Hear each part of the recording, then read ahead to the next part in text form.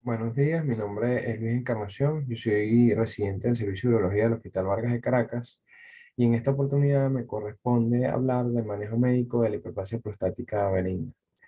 Es importante destacar que en esta presentación no hay ningún conflicto de interés y es importante mencionar que el manejo médico es la piedra angular de nuestra acción ante un paciente que llega con síntomas del tracto urinario asociados a hiperplasia prostática benigna.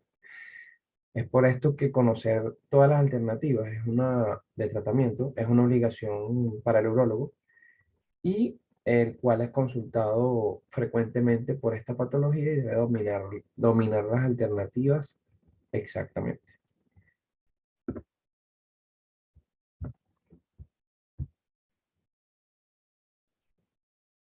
Nos enfocaremos en lo que es la hiperplasia prostática benigna como la causa principal de síntomas del tracto urinario inferior, específicamente la hiperplasia prostática benigna obstructiva.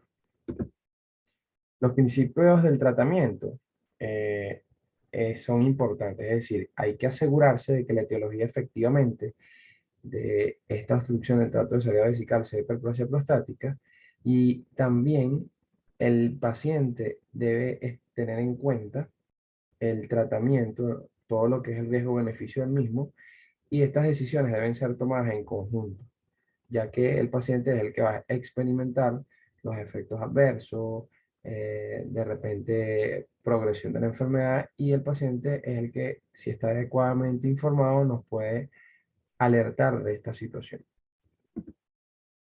Este es el orden de la presentación. Hablaremos en un primer momento de qué es el manejo conservador y en una segunda parte hablaremos del manejo farmacológico con todas las terapias conocidas actualmente.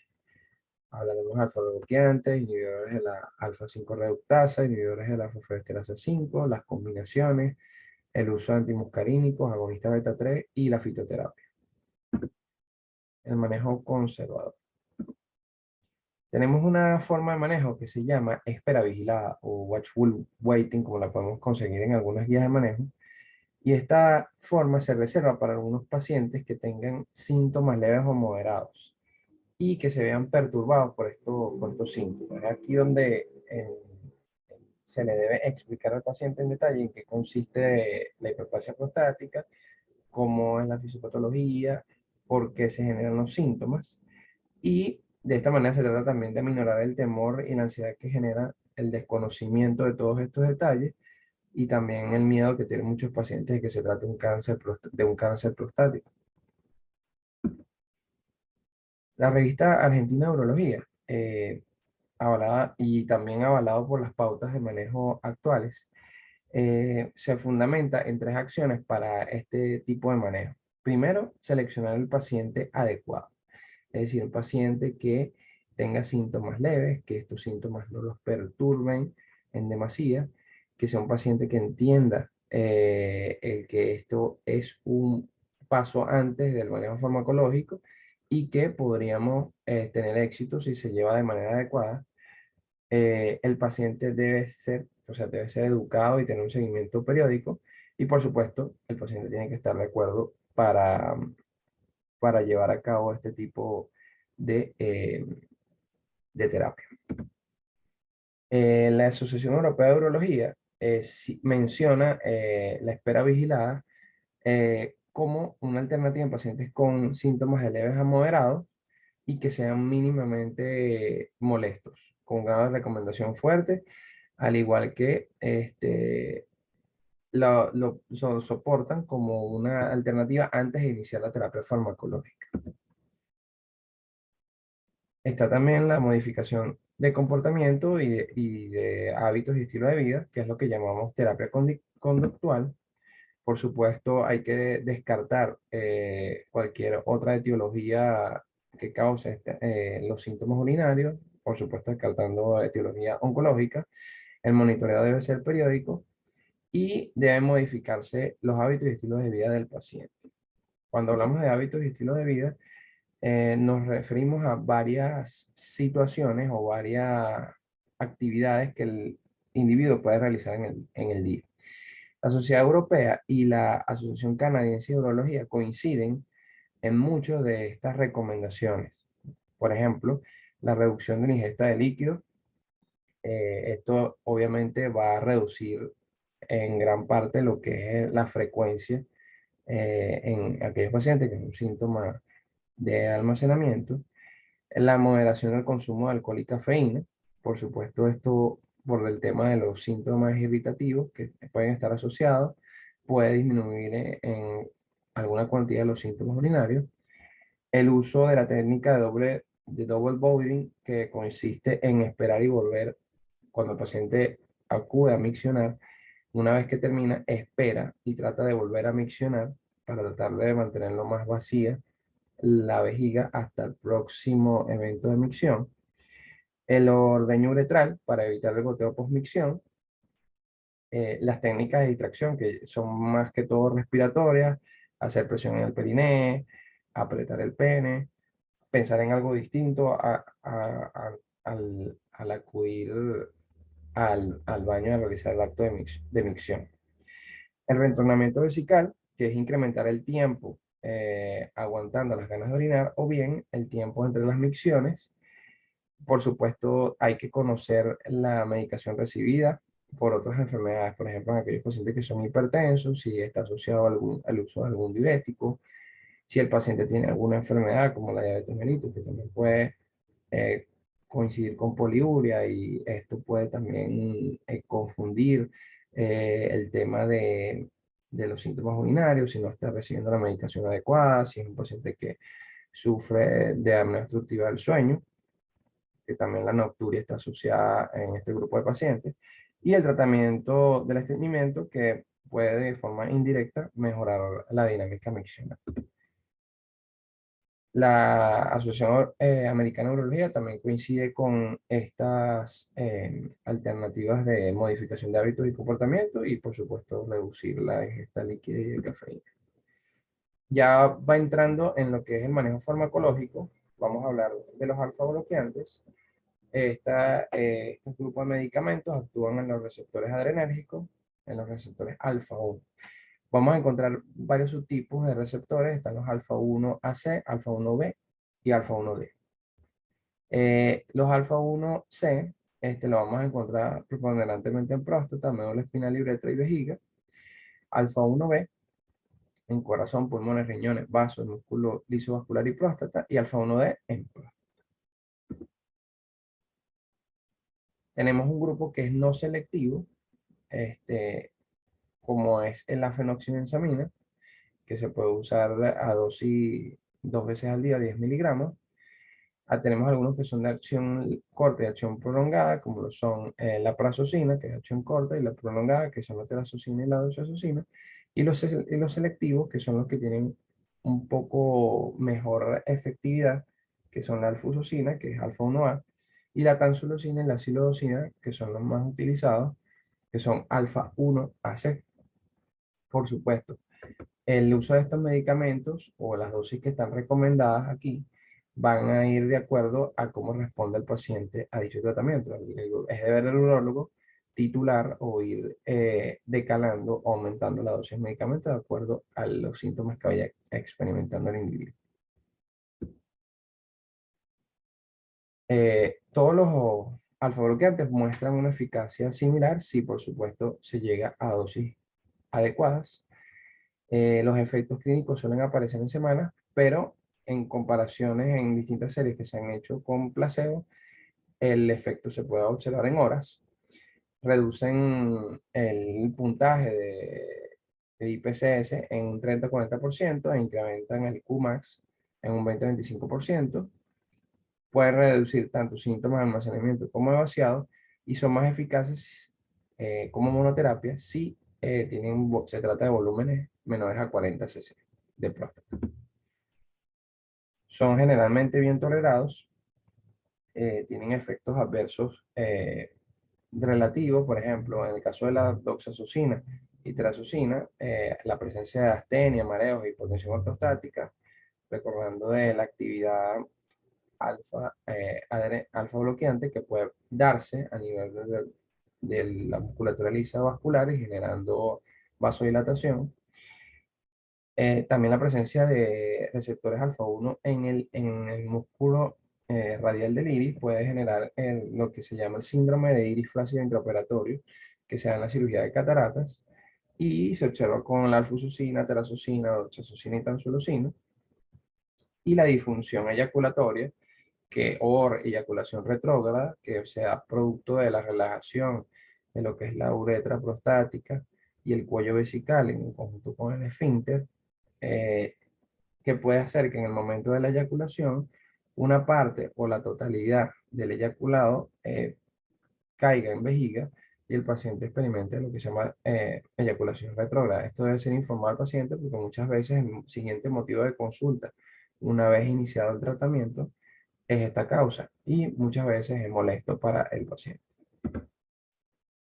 La Asociación Europea de Urología recomienda el uso de alfa bloqueantes en pacientes con síntomas de trato urinario de moderados a severos con grado de recomendación fuerte. Y en el sumario o el resumen de su evidencia, observan que el IPCS disminuyó y el Qmax aumentó comparado con placebo en el uso de esta terapia, con un nivel de evidencia 1A.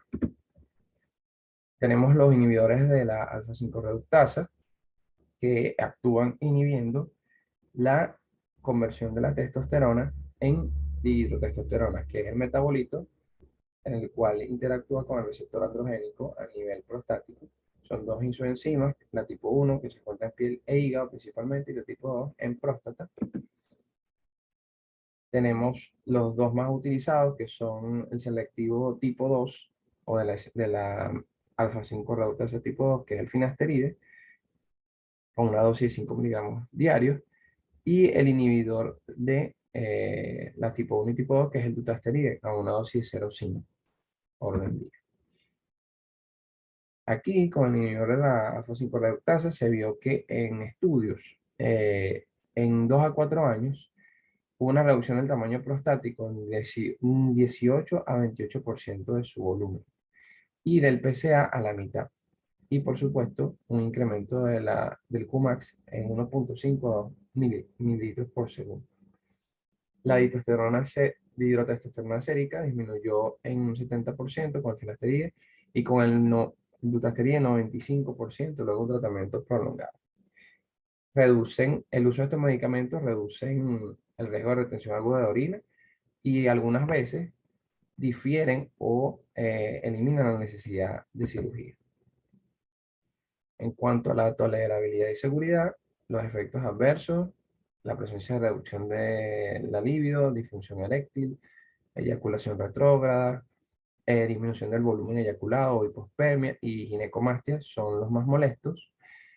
Debido a su inicio lento de acción, no se recomiendan para tratamiento o para cursos cortos de tratamiento, debe ser para uso prolongado, y hay que tener mucho cuidado con el síndrome post-finasteride, que es controvertido este síndrome y es un efecto a nivel androgénico que puede causar labilidad emocional, depresión, disfunción eyaculatoria, insomnio, ataques de pánico y ansiedad, y que tenemos que tomar en consideración sobre todo en aquellos pacientes más jóvenes y en los cuales se trata de forma prolongada con este medicamento.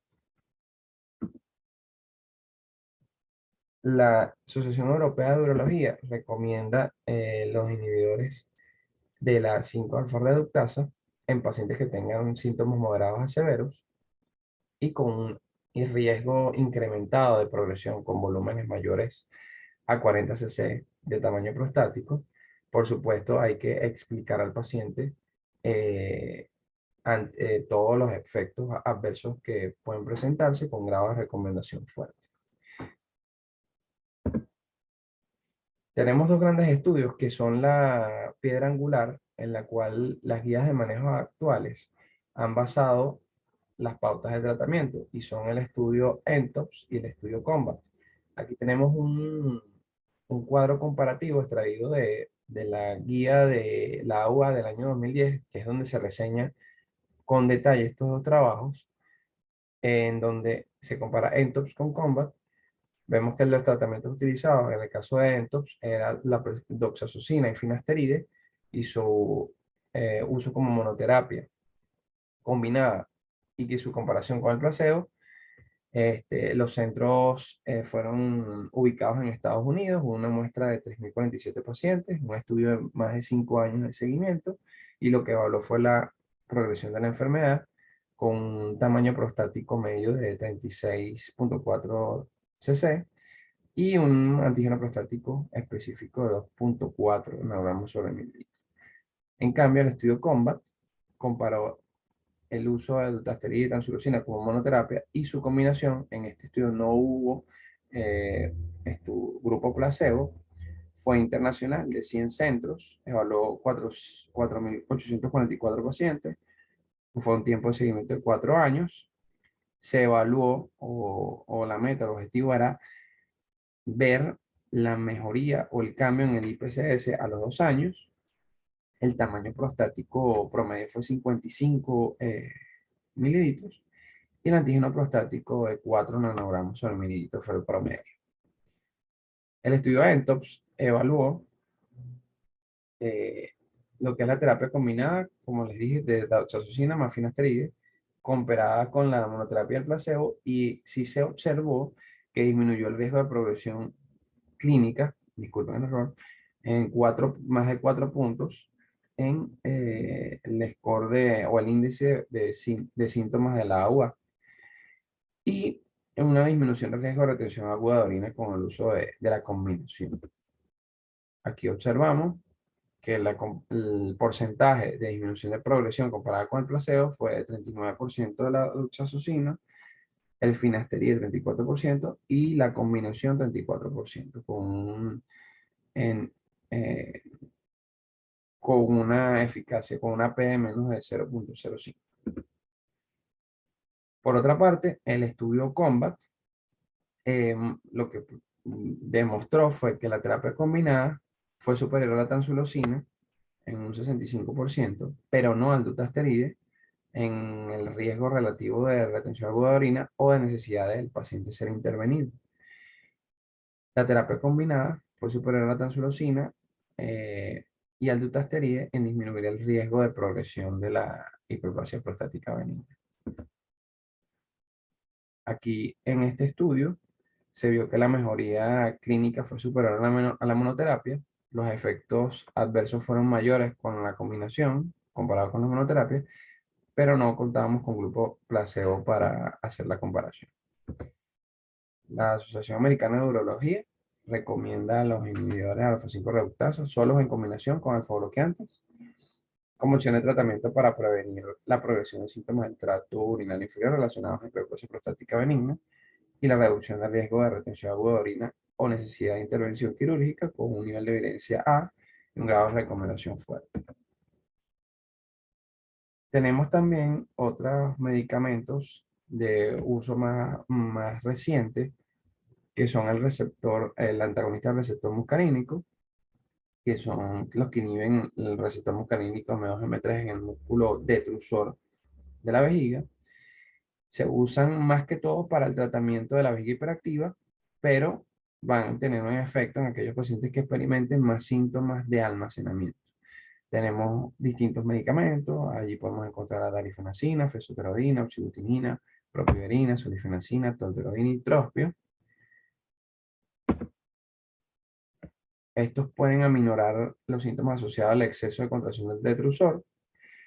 En pacientes con falla al alfa bloqueante, la tolterodina mostró o demostró una mejor puntuación, una mejoría de la puntuación del IPCS y puede ser una opción en pacientes con bajo volumen prostático, menor a 40 cc, con valor de PSA menor a 1,3, con síntomas del tracto de salida leves o ausentes y con volúmenes residuales menores a 250 o 300 cc.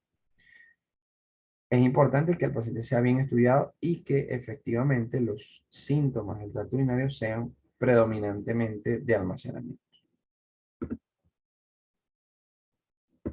La Asociación Europea de Urología recomienda el uso de antagonistas del receptor muscarínico en pacientes con síntomas moderados a severos que mayormente tengan síntomas de almacenamiento con grave recomendación fuerte. La Asociación Europea de Urología recomienda también, perdón, la Asociación Americana de Urología recomienda los anticolinérgicos solos o combinados con un alfa bloqueante como una opción de tratamiento para pacientes con síntomas de almacenamiento moderados a severos, pero con un nivel de evidencia 6 con grado de recomendación moderado condicional. Tenemos también los inhibidores de la fosfodiesterasa 5. Estos incrementan la concentración y actividad del GMP cíclico celular, intracelular, reduciendo el tono muscular liso de la vejiga, próstata y la uretra. Ellos van a actuar a nivel de las isoenzimas fosfodiesterasa. Tenemos que conocer que hay tipo 1, tipo 5 y tipo 11 demostradas por inmunohistoquímica presentes en próstata. Y el talafilo es el único o es el que ha sido más recomendado o autorizado por las pautas de manejo actuales. Es una opción útil en pacientes jóvenes y con disfunción eréctil asociada. Reduce lo que es el puntaje del IPSS, los síntomas de asesinamiento y vaciado y mejoran la calidad de vida. El tadalafilo de 5 miligramos no mostró diferencia con la tamsulosina en cuanto a disminución del IPSS en pacientes con síntomas leves. Este tratamiento ha sido por mucho tiempo considerado como experimental, pero algunas guías de manejo o pautas de manejo actuales lo recomiendan no a bajas dosis para obtener eh, efectos positivos. La Asociación Americana de Urología lo recomienda para pacientes con síntomas del tracto urinario asociados a hiperplasia prostática benigna, sin importar si tienen disfunción eréctil o no, y ellos recomiendan 5 miligramos diarios de tadalafilo, que deberían ser discutidos como opción de tratamiento de acuerdo, por supuesto, a la edad del paciente, los comorbidos asociados, con un nivel de evidencia B y con un grado de recomendación moderado. Tenemos también aquí los agonistas de los receptores beta 3. Ellos van a actuar bloqueando, activando los receptores beta 3, promoviendo la relajación del músculo detrusor. Es útil en combinación con alfa bloqueantes en pacientes con síntomas de almacenamiento, preferiblemente moderados a severos. Hay estudios que han demostrado que la combinación de mirabegrón con psilocina puede ser segura con una discreta disminución del IPSS en pacientes con síntomas moderados a severos, preponderantemente de almacenamiento, y la Asociación Europea de Urología, perdón, la Asociación Americana de Urología lo recomienda con un nivel de evidencia C y con grado de recomendación moderado condicional. La Asociación Europea de Urología también lo recomienda, pero ellos le dan menos fuerza a la recomendación, hablando de que se puede tratar a estos pacientes que han fallado con el alfa bloqueante como monoterapia, se pueden tratar con mirabegrón y pueden tener algunos resultados satisfactorios en cuanto a los síntomas de almacenamiento. Tenemos un último apartado que son los fitoterápicos, que son extractos de plantas de uso medicinal y que tienen propiedades que pueden disminuir el impacto que tienen los síntomas del tracto urinario en la calidad de vida del paciente. Los más conocidos son Sao palmetto, Serenova repens y Pythium africanum. Serenova repens es uno de los más estudiados y tiene algunas propiedades que pueden ayudar en pacientes con síntomas del tracto urinario, ya que, según la literatura, inhiben la fijación de lo que es la dihidrotestosterona, el receptor androgénico a nivel prostático, de forma competitiva. Pueden actuar en la isoenzima, en las distintas isoenzimas de la 5-alfa reductasa. Puede tener actividad antiinflamatoria por inhibición de la ciclooxigenasa, la lipoxigenasa y los leucotrienos. Tienen efectos antiestrogénicos porque afectan de alguna manera el metabolismo del colesterol y disminuyen la globulina fijadora de hormonas sexuales. Esto se traduce en la reducción de síntomas de tracto urinario de vaciamiento en distintas series comparadas con el placebo y en conjunto con el alfa bloqueante incluso.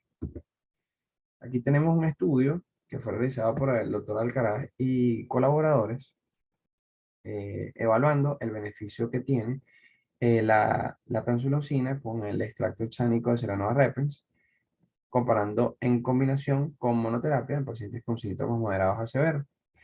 Este estudio lo derivaron de otro estudio que se llama QualiProst, el cual era prospectivo y longitudinal, que evaluaba la calidad de vida de los pacientes con síntomas del tracto urinario y su evolución en el manejo por la consulta urológica.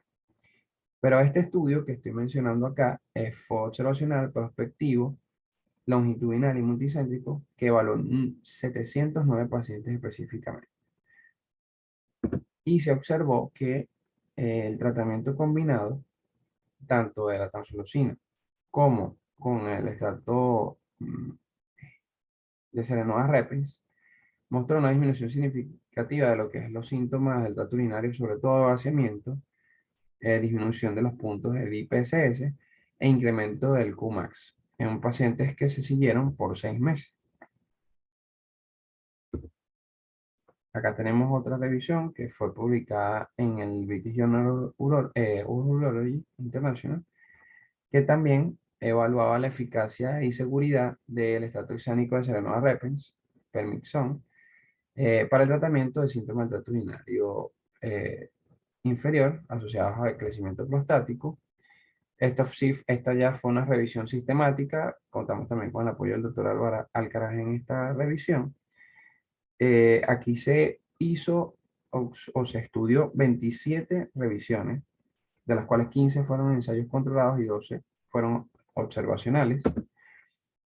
Y se observó que el extracto hexánico de Ceranova repens comparado con el placebo tuvo un efecto de disminución de lo que eran los episodios de nocturia en 0.64 veces menos, un incremento en el Qmax de 2.75 mililitros por segundo, disminución del IPSS similar a los alfa-bloqueantes, eficacia similar a los inhibidores de alfa-5 reductasa a los 6 meses de tratamiento y bien tolerado con pocos efectos adversos. Los efectos adversos presentes, más que todo, fueron dolor abdominal, náuseas, vómitos, hipertensión arterial y en algunos pacientes se presentó tinnitus.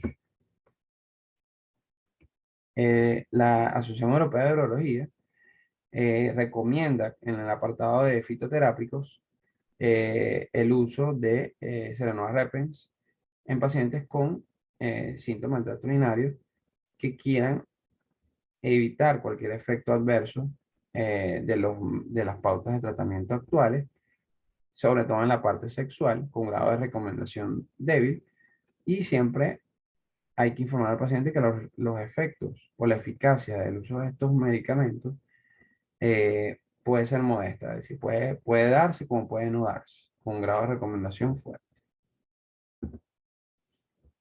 Como conclusiones, tenemos que el principio básico del tratamiento médico de los síntomas del tracto urinario inferior asociados a la hiperplasia prostática es asegurarse que efectivamente la hiperplasia prostática es la causa de la presencia de esos síntomas. El paciente debe estar totalmente informado y en detalle de la patología, síntomas, el porqué del tratamiento y los posibles efectos adversos. Recordemos que el paciente debe recibir un tratamiento individualizado. La combinación de alfa-bloqueantes y los inhibidores de alfa-5 reductasa sigue siendo la piedra angular en el tratamiento farmacológico de la hiperplasia prostática. Los inhibidores de la fosfodiesterasa 5, antimuscarínicos y agonistas beta 3 son opciones a considerar de acuerdo a los síntomas del tracto urinario preponderantes, sobre todo si son de almacenamiento, así como la severidad de los mismos, si son leves, ofreciendo resultados discretamente favorables. Y la fitoterapia se abre paso como una alternativa de tratamiento en pacientes que no desean los efectos adversos asociados a las terapias habituales y con tasas de éxito similares como monoterapia o en combinación con alfa-bloqueante. Muchas gracias por su atención.